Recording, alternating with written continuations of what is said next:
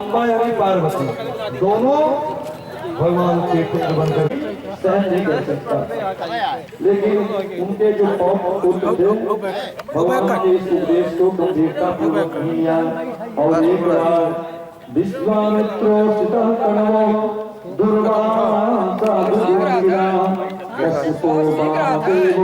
Centre में है।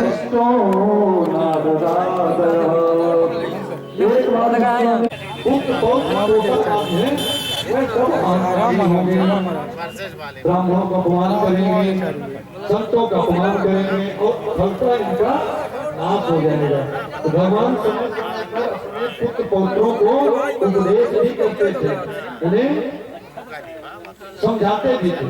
भगवान ने अपने समस्त पौत्रों को बैठा करके समझाया कि कभी अभिमान मत करना, क्योंकि तुम सुंदर भी हो, युवा भी हो, संपत्ति भी है और पद भी द्वारिकाधीश की संतान हो, पर इस मत में कभी मत आना कि तुम संतों का अपमान करो।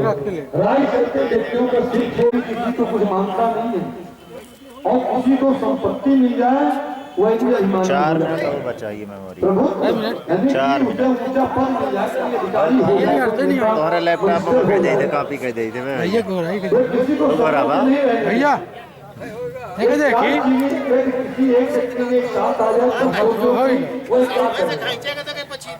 पछीती से सही आवत दबाने लगे। मेरा कठोर बक्षस्थल और आपका सुकोमल चरण इतनी लीन जाती ना रे, जी पानी हमेशा सेंटर में लीन जाती है। अब फिर जितना जूम कर तो फिर वो तुहाँ जूम जो लात मारने वाले के भी चलत रही। चरण दबाए, पाद सेवन करे, पाद सेवा करे। बोलिए द्वारिका जब वो करेगा सब मिलेगा। शास्त्र कहते हैं कि रूप यौवन संपत्ति प्रभुत्व प्रभु माप्य एक ही कामत पदार्थाया किमुतत्र चतुष्टयम्। रूप यौवन संपत्ति और प्रभुत्व ईश्वर रामेश्वर, जो राम का ईश्वर है वह रामेश्वर है। लेकिन शंकर जी ने यहाँ पर व्याख्या बदल दिया।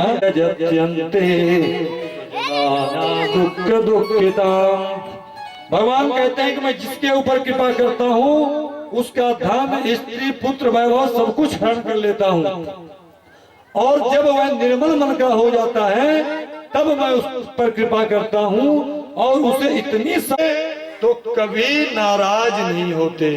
वो देर से प्रसन्न होते हैं लेकिन कभी नाराज नहीं होते हैं। तो भगवान ने एक लीला किया, सुभद्रा के हाथों से अर्जुन का हरण करा दिया और जाकर के गंधर्व विधि से विवाह हो गया। बाद में दाऊ भैया को समझा दिया तो दाऊ मान गए। होता वही था जो कृष्ण कहते थे, भले बलराम बड़े भाई थे, उनकी चलती नहीं थी। कृष्ण बहुत नटखट थे और भगवान अपने बड़े भाई को भी समझा बुझा देते थे। अब यहाँ पर एक प्रश्न उठता है, परीक्षित ने कहा कि एक प्रश्न और करना चाहता हूँ कि शिव बड़े हैं कि नारायण बड़े हैं, विष्णु बड़े हैं कि शंकर जी बड़े हैं, आखिर बड़े कौन हैं, कृपया आप बताएं। तो सुखदेव जी ने कहा कि देखो शिव और नारायण में कोई अंतर नहीं है, दोनों एक हैं। देवासुर मनुष्येषु में भजन्ते शिवम शिवम प्राप्यते धनिनो भोजा न तु लक्ष्म्या पतिं हरिं। दोनों में समानता है, दोनों में समानता है, कोई भेद नहीं है। तो अंतर केवल इतना है कि जो नारायण के उपासक होते हैं वो थोड़ा सा गरीब होते हैं, धनार्जन के पास होता है वो निर्धन होते हैं। सुदामा जैसे ब्राह्मण होते हैं उनके भक्त, और जो शिव भक्त होते हैं वो बहुत ही ज्ञान धनी होते हैं। क्यों? क्योंकि शंकर जी का नाम है आशुतोष। आशुतोष का मतलब होता है जो शीघ्र प्रसन्न हो जाए, जब उठाए ना कोई आशुतोष है। शंकर जी शीघ्र प्रसन्न होकर के आशीर्वाद देते थे, बाद में स्वयं समस्या में पड़ जाते हैं। संक्षिप्त में सुखदेव जी कि सुभद्रा जो तुम्हारी दादी थी वह अर्जुन से प्रेम करती थी, कृष्ण की पत्नियां हैं। एको कृष्ण वैवश्चकोरः कृष्ण एक हैं और उनकी हम आप जैसे असंख्य पत्नियां हैं। राधा रानी को रुक्मिणी जी कहती हैं कि धन्यास्तु देवी राधे वृषभानु पुत्री। धन्य राधा रानी, आपकी सुंदरता, आपका त्याग, क्यों न कृष्ण आपके दीवाने हों। कृष्ण जी राधा राधा ही रटते थे, हमेशा रटन लगाए रहते थे। रात्रिकालीन विश्राम हुआ। राधा रानी की आदत थी कि नित्य एक गिलास गर्म दूध पी करके सोया करती थी। आज इस यज्ञ में यहाँ पर राधा रानी को दूध नहीं मिला। रात भर राधा रानी को नींद नहीं आई। सुबह लक्ष्मी जी कृष्ण के चरण छूने जाती हैं। देखो लक्ष्मी ही रुक्मिणी है और लक्ष्मी की आदत है, स्वभाव है कि जब प्रातः काल उठती हैं तो पति के चरण छूने जाती हैं।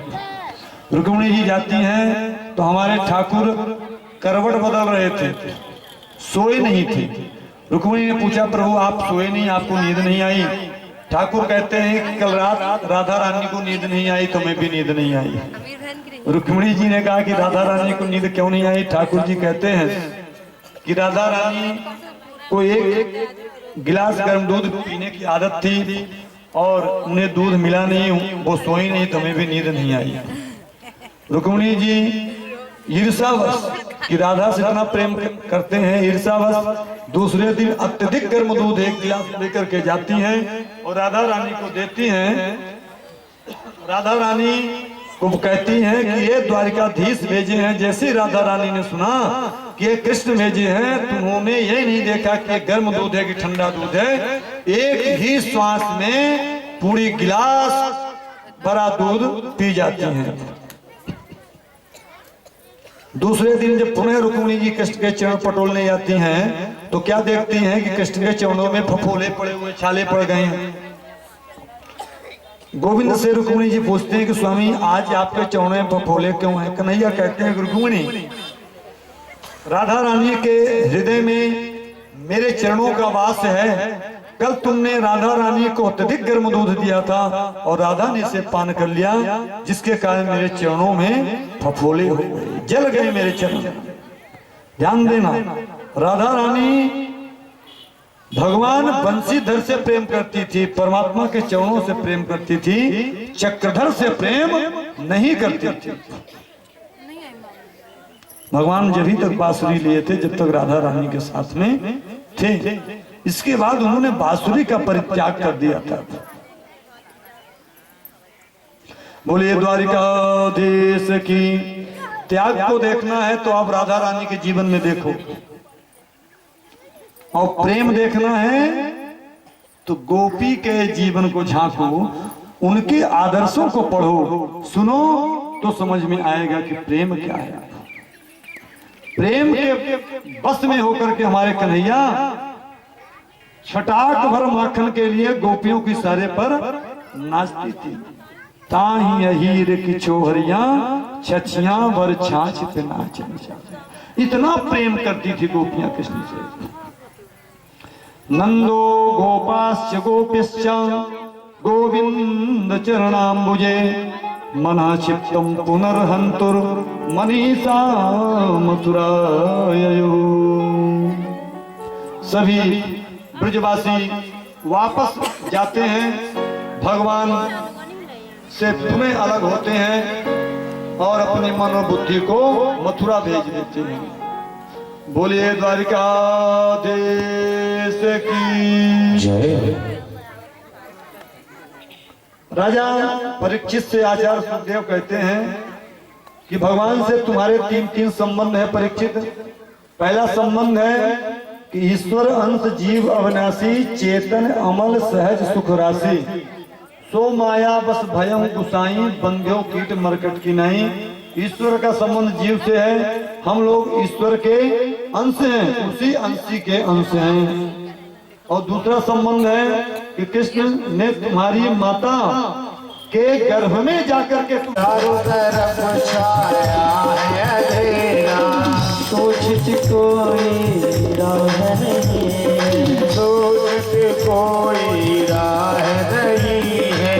मेरे प्रीतम मेरे माझी, मेरे प्रीतम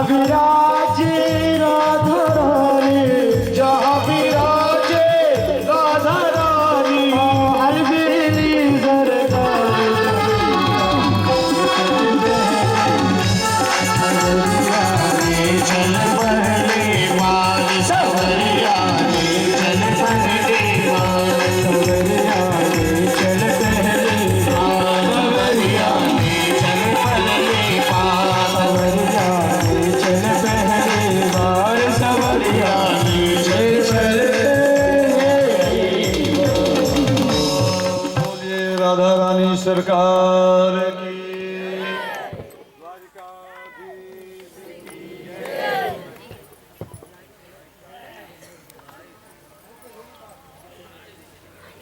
बोलिए वृंदावन बिहारी लाल की जय हो। ए, सभी कृष्ण की पत्नियां राधा रानी के दर्शन करने जाती हैं। 7 जोड़ियों के बाद राधा रानी असंख्य सखियों के बीच में बैठी हुई थी। क्या सुंदरता थी राधा रानी में, क्या दिव्यता थी। 1 मिनट। राधा रानी ने रुक्मिणी आदि कृष्ण की पत्नी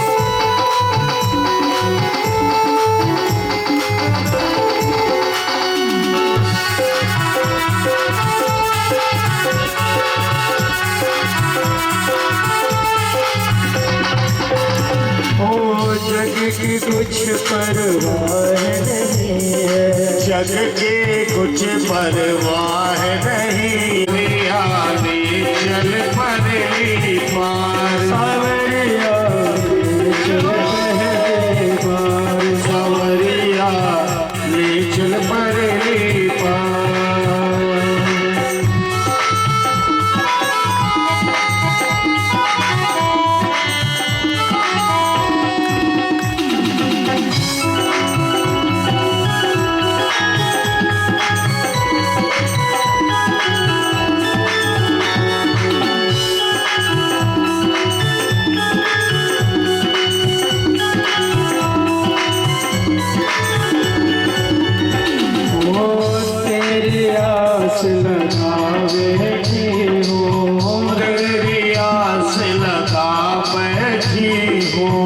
अपना आप लुटा बैठी हो, अपना आप लुटा बैठी हो, लज्जाशील गवा बैठी हो, लज्जाशील गवा बैठी हो। मैं सत्यभामा आपको दंडवत करती हूँ। देवी श्री सौभाग्यवती भव। मैं वृंदा, मैं मृत वृंदा, मैं नग्नजिति, मैं लक्ष्मणा, मैं भद्रा, ऐसे क्रम से भगवान की पत्नियां आने लगी। इसी तरह 1000 पत्नियों को सुदामा जी ने आशीर्वाद दिया। भाई लंबा चलेगा ना, 16,000 को आशीर्वाद देना है, एक एक करके आएंगे। सुदामा जी का हाथ दुखने लगा, बेचारा दुर्बल कमजोर ब्राह्मण था। एक हाथ से आशीर्वाद देते, एक हाथ से हाथ को दबाते रहते। भगवान को बुलाया, बोले कि लाला इधर आ। जब कन्हैया गए तो कहते कान इधर ला, मैं कान में कहूंगा। इस पत्नियों के सामने शर्मा भी रहे सुदामा जी। कहते हैं कि अभी और कितनी है। तो ठाकुर ने कहा अभी तो बहुत है, चल कोई बात नहीं, कोई बात नहीं, आशीर्वाद दूंगा दूंगा। अब सुदामा जी करीब 1000 तो 1000 को और निपटाया, आशीर्वाद दिए।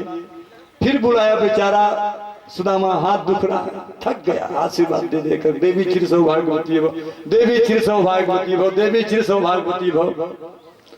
फिर बुलाए कन्हैया को, कहते लाला इधर आ, कान इधर ला। कान आए तो कहते हैं कि सब अपनी ही है कि पास पड़ोस की तो नहीं है। कन्हैया ने कहा कि सब अपनी है तो चिंता मत कर। तो इतने ब्याह तूने क्यों किए? तो कन्हैया कहते हैं कि ब्याह करने का कोई विचार नहीं था, राय चलते सब ब्याह होते गए और मैं करता गया। बोलिए द्वारिकाधीश की जय हो। कुछ को और आशीर्वाद दिया। फिर कहते हैं कि लाला तू सबकी तरफ से इकट्ठा प्रणाम कर ले, मैं एक साथ आशीर्वाद दे देता हूँ। भगवान को आशीर्वाद दे दी, सबको आशीर्वाद मिल गया। इसके बाद जब बचपन के यार, बचपन के सखा बहुत दिनों बाद मिलते हैं तो कुछ हास्य परिहास मनोरंजन भी करते हैं।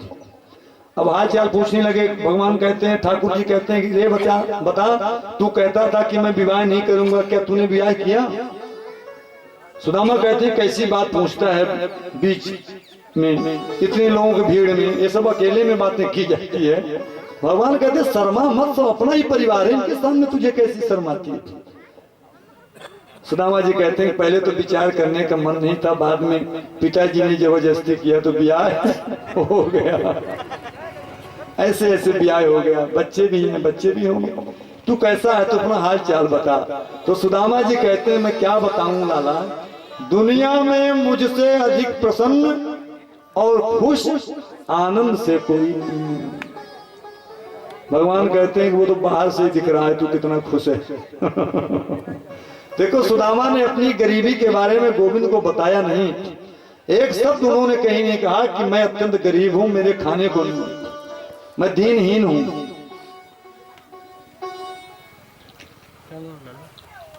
कहते हैं कि जब घर में भाभी जी हैं तो उन्होंने कुछ मुझे भेजा होगा, मेरे लिए क्या लाया है? सुदामा जी कहते हैं कैसी बात तो पूछता है बीच में, मैं कुछ नहीं लाया हूं। कहते नहीं तेरी कांख के नीचे कुछ दिख रहा है, ये उठी उठी क्यों है?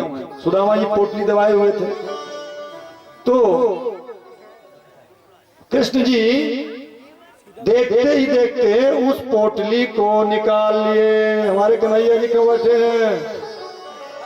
उस पोटली को हमारे ठाकुर जी ने निकाल लिया और निकाल कर उस कपड़े को चारों तरफ घुमा करके देखते हैं कि ये कपड़ा कितना गंदा और कितनी जगह से सिला हुआ है।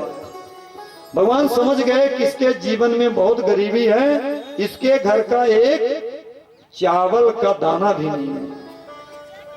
भगवान ने पोटली को खोला और खोल करके एक मुट्ठी चावल लिया और कहा अनेना, प्रभु ने कहा मैं स्वर्ग लोक का वैभव सुदामा को देता हूं। एक मुट्ठी चावल को भगवान ने खा लिया। बोलिए द्वारिकाधीश की जय। अब इसके बाद भगवान ने दूसरी मुट्ठी चावल की निकाली और दूसरी मुट्ठी को भी भगवान ने खा लिया और कह दिया कि जो पृथ्वी लोक का सुख एक सम्राट को मिलता है वह सुख मैं सुदामा को देता हूं। तीसरी मुट्ठी तंडुल के भगवान ने उठाए और मुख में डालने लगे तो रुक्मिणी जी ने रोक दिया इशारे से। रुक्मिणी जी ने कहा कि बहुत बरस रहे हो इस ब्राह्मण के ऊपर, कंगाल होने का विचार है क्या? सब लुटा दोगे? इशारे से रुक्मिणी जी ने कहा। वह भी ब्राह्मण था जो आपके बक्षस्थल पर छाती पर आकर के लात मारी थी, यह भी ब्राह्मण है। भगवान ने इशारे से रुक्मिणी जी को कहा वह भी ब्राह्मण था कि जो तुम्हारा प्रेम पत्र लेकर के आया था, यदि प्रेम पत्र ना आता तो तुम्हारे द्वारकाधीश की पटरानी ना होती। सुदामा जी ने कहा लाला रुक्मिणी जी ठीक ही तो कह रही, ज्यादा मत खा, ज्यादा खाने से पेट खराब हो जाता है। सुदामा जी से भगवान कहते हैं कि तू कहता है तो मैं नहीं खाता। भगवान रुक गए। एक रात्रि सुदामा जी ने विश्राम किया। प्रातःकाल सुदामा जी चलने को हुए। ठाकुर जी ने रोका भी नहीं, सुदामा रुके भी नहीं, ठाकुर जी ने रोका भी नहीं। ठाकुर जी से विदा लेने लगे तो सुदामा जी अपने पुराने फटे वस्त्रों को ही पहन लिया। जो यहाँ पर राशि वस्त्र ठाकुर जी ने पहनाया था उन वस्त्रों को सुदामा जी ने उतार दिया। तो अब सुदामा जी जब आए थे तब तो अपने आंसुओं को रोक लिए, लेकिन जब आज जा रहे हैं तो अपने आंसुओं को नहीं रोक पाए, क्योंकि आज अपने बचपन के यार से बिछुड़ रहे हैं। सुदामा जी जा रहे हैं, पीछे मुड़ के देख रहे हैं, जा रहे हैं। पहुंचते पहुंचते अपने नगर को पहुंचते हैं। नगर में पहुंचने के बाद सुदामा जी क्या कहते हैं? सुदामा जी की जहां घास फूस की कुटिया थी वहां पर तो महल बन गया था। उस महल को देख करके सुदामा जी डर गए। अरे मेरी कुटिया कहां गई? और वहां पर द्वारपाल लगे हुए थे। सुदामा जी द्वारपालों से पूछते हैं भैया ये किसका महल है? द्वारपाल कहते हैं कि सुदामा जी का महल है। किसका महल है? सुदामा जी का महल है। सुदामा तो मैं हूं। कहते हैं वो सुदामा जी गए कहां इस समय? कहते वो अपने बचपन के सखा द्वारकाधीश से मिलने गए। सुदामा जी कहते वो तो मैं ही हूं, लेकिन मेरा महल कहां? मेरे पास महल नहीं था। कहते हैं कि उनकी पत्नी को आप बुला दें, मैं उनसे मिल लूं। उनसे मिलने जाते हैं, उनकी पत्नी आती है तो वो अपनी पत्नी को पहचाने नहीं। क्यों? क्योंकि भगवान की कृपा से राज सुख प्राप्त हो गया। राज सुख के कारण सुदामा की पत्नी थोड़ा हट्टी कट्टी मोटी ताजी हो गई थी। सुदामा जी पहचान नहीं रहे थे। कहते नहीं, मेरी भार्या नहीं है।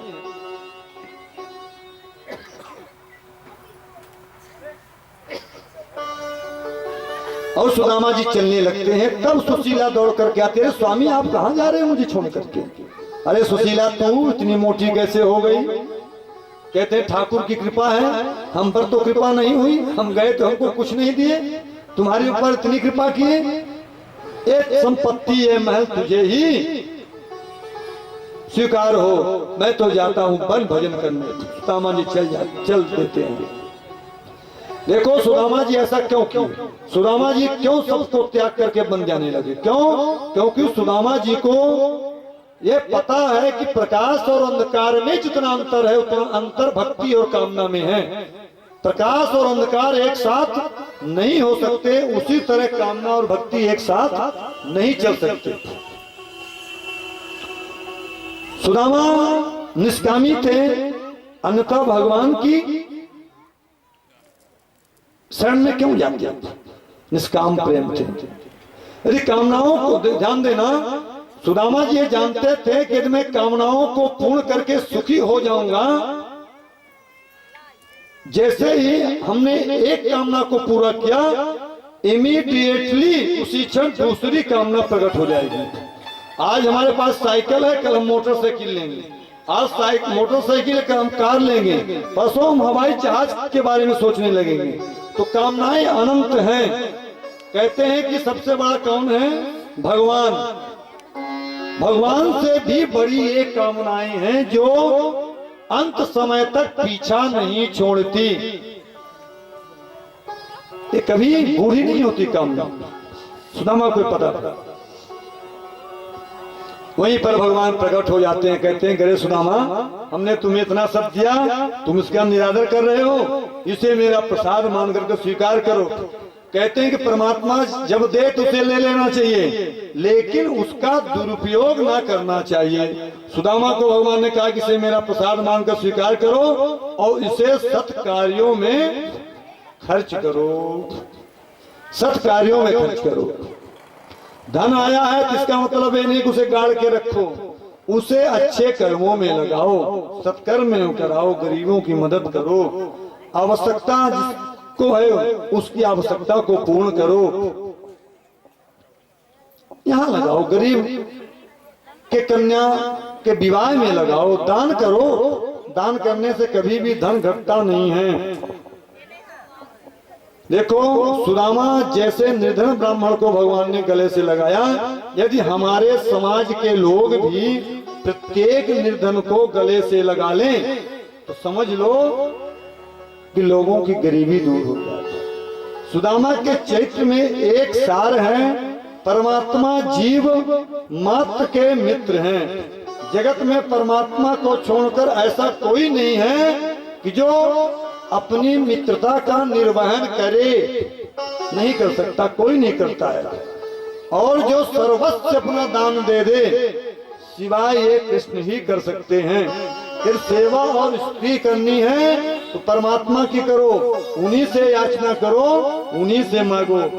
जब ईश्वर से प्रेम करता है जीव को भी ईश्वर अपने जैसा स्वरूप दान में देता है। बोले द्वारिकाधीश की। तो आप ये माने, प्राय हम लोग ये मानते हैं कि परमात्मा बहुत दूर है, हम उनसे कैसे मिल पाएंगे, कैसे मिलेंगे, जबकि परमात्मा हमारे आसपास ही हैं, हमारे इर्द गिर्द चारों तरफ परमात्मा का वास है। यदि हम ये मन में दृढ़ इच्छा कर लें तो उनसे अवश्य मिल सकते हैं। द्वारिका कितनी दूर थी, सुदामा गए ना मिलने और मिल करके आए भी। ये क्या था, दृढ़ निश्चय और अटल विश्वास। हम भी ऐसे हों, हम भी विश्वास करें, दृढ़ निश्चयी हों तो परमात्मा हमें अवश्य मिलेंगे। बोलिए द्वारिकाधीश की जय हो। देखो परमात्मा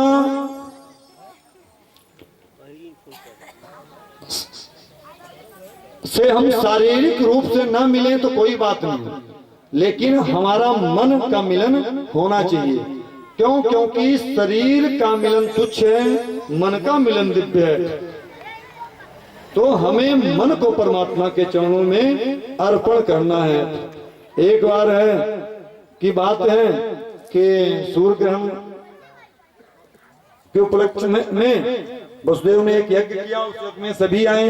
भगवान श्री कृष्ण 100 वर्ष के हो गए, लेकिन कभी वापस वृंदावन नहीं गए, यहीं पर रहे, मथुरा में युद्ध कराते रहे, हस्तिनापुर, मथुरा, द्वारिका, इधर पूरा समय व्यतीत कर दिया। आज उस सूर्य ग्रहण के अवसर पर उन ब्रजवासियों, मैया यशोदा, राधा रानी, गोपियों से भगवान की भेंट होती है। भगवान भी गए हैं, सभी की पंडाल लगे हुए हैं, सबसे मिलन होता है।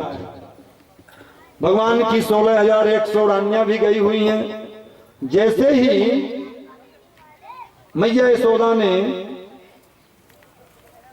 ये जाना कि कन्हैया भी आया है इस यज्ञ में, तो कन्हैया कन्हैया लाला लाला करते हुए दौड़ती हैं। जैसे ही द्वारकाधीश ने मैया की आवाज सुनी तो बाहर आकर के दौड़ लगा दिया, क्योंकि इतने प्यार से, इतनी मीठी वाणी से मैया यशोदा के अलावा कन्हैया को लाला कोई नहीं कहता था। आते हैं मैया के अंग से लिपट जाते हैं, बड़ा स्नेह, बड़ा प्रेम है। राधा रानी भी आई थी, रुक्मिणी यानी कृष्ण की पत्नियां कहती कि हमें भी राधा रानी से मिलना है, वह भी राधा रानी से मिलने जाती हैं। तो हमें भी अपनी नैया को लेकर के राधा रानी के चरणों में अर्पण करना है। क्यों? क्योंकि आत्मा तो राधिका तस्या सही रमणा तोया। कृष्ण की आत्मा कौन है? राधा रानी है। यदि हम राधा को पकड़ लेंगे तो कृष्ण की प्राप्ति शीघ्र हो जाएगी, क्योंकि कृष्ण राधा के वश में है। कृष्ण नाम, राधा नाम के बिना कृष्ण नाम अधूरा है। चलिए हम भी राधा रानी से मिलने चलते हैं, उनकी पत्नियों के साथ में भगवान के। हो सवरिया ले चल पहली बार, सवरिया ले चल पहली बार, सवरिया ले चल पहली बार, सवरिया ले चल पहली बार। जहाँ विराजे राधा रानी, जहाँ विराजे राधा रानी, जहाँ विराजे राधा रानी, अलबेली सरकार चल पहली बार। अरे सवरिया ले चल पहली बार, सवरिया ले चल पहली बार। दोनों हाथ से तालियों की सेवा करते हुए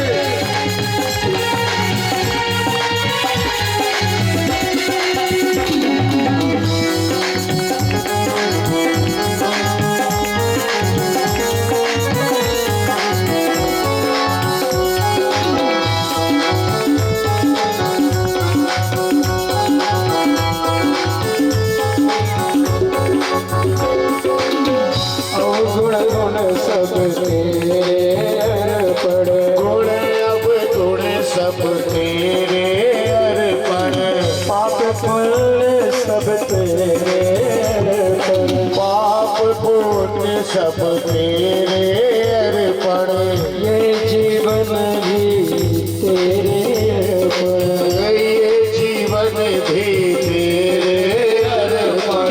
के लेख को उल्टा कर दिया, पलट दिया। तो जब उल्टा करने पर क्या हो गया, यक्ष श्री हो। यक्ष श्री का मतलब होता है, यक्ष माने कुबेर, श्री यानी लक्ष्मी। भगवान ने लिख दिया उसके माथे पर कि जो वैभव, जो लक्ष्मी, जो संपदा कुबेर के पास नहीं है, वो वैभव मैं सुदामा को दूंगा। भगवान ने संकल्प ले लिया। ऊपर का मोड़ कह रहा है तो पास और ऐसा करता है किमनेन कृतं पुण्यम अवधूतेन विक्षुणा श्रियाहीनेन लोकेस्मिन् गर्हिते दानदमेन च। ध्यान देना, सुदामा यदि कहीं पहले आ गए होते, भगवान ने आज सब कुछ दे दिया। ऐसा दयालु कौन होगा संसार में? कोई नहीं है। ऐसो को उदार जगम स्वागत नहीं है, वो स्वागत है सुदामा जी के त्याग का, सुदामा जी के भक्ति का, सुदामा जी के प्रेम का, उसका आदर किया है। पाद प्रक्षालन हो गया। भगवान कृष्ण स्वयं चरणों में बैठे हैं, रुक्मिणी मैया भी बैठी हैं। भगवान कृष्ण जब सुदामा के माथे पर टीका कर रहे थे, ब्राह्मण पूजन चल रहा है, टीका कर रहे थे, तो टीका करते समय भगवान ने उस ब्रह्मा के लेख को पढ़ा। ब्रह्मा ने सुदामा के माथे पर लिख दिया था श्री छया। श्री छया का मतलब होता है कि यह लक्ष्मीहीन होगा, यह अत्यंत गरीब होगा, निर्धन होगा। सुदामा जी का जो अद्भुत स्वागत किया, वो किसी है इतना आदर देते हैं। आप उनको एक बार पुकार के तो देखो, उनसे मिलने तो जाओ, सुदामा की तरह हुए हमें भी अपनाएंगे। मम राम राम कहते हैं कि सुदामा कैसी बातें कर रहे हो, आज मैं जो कुछ भी हूँ, जो कुछ भी हूँ, तुम जैसे ब्राह्मणों के चरणों के आशीर्वाद से ही हूँ।